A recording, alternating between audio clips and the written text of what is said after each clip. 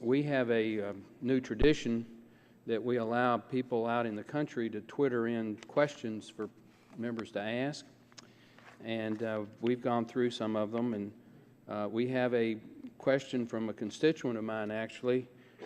Cro-Dagnon Man, C-R-O-D-A-G-N-O-N-M-A-N, Cro-Dagnon Man, if I'm saying that right. He's referring to a Competitive Enterprise Institute story that some research has been done comparing the request to have Freedom of Information Act fees waived, and they did a review of some of the requests and found that left of center groups seem to have a very good chance to have their fee request approved, while right of center groups had almost no chance. They looked at some information for the last year, said that from January 2012 to this spring, the National Resource Defense Council, Sierra Club, Public Employees for Environmental Responsibility, Earth Justice had their fees waived in 75 out of 82 cases. Meanwhile, the Competitive Enterprise Institute was rejected 14 out of 15 times. The Sierra Club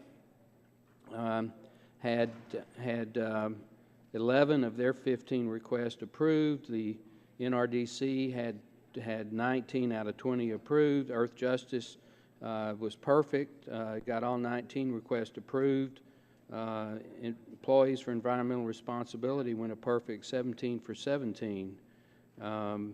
Waterkeeper Alliance had all 3 of its requests granted. Greenpeace and the Southern Environmental Law Center were 2 for 2, and Center for Biological Diversity were 4 for 4.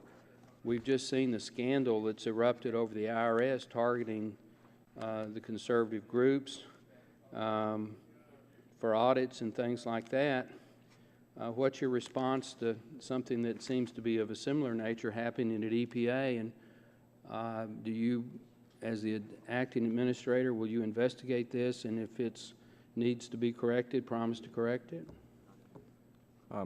Thank you for that question. And yes, this came to my attention yesterday, I think, as it did to a number of folks. I had an opportunity to talk to the chairman very, very briefly yesterday about it.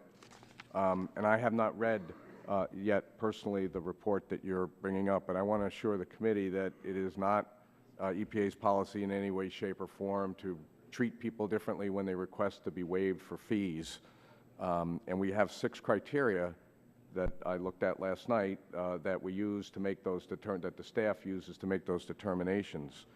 I've also discovered since the last time we talked, Mr. Chairman, that we do about 500 of these a year. So what I've asked this morning is that our Inspector General help me do a programmatic audit of this. I don't know if these criteria are causing any problem, or whether or not this kind of decision-making that is pointed out in this report is actually what's happening. And so I need to get that unbiased opinion on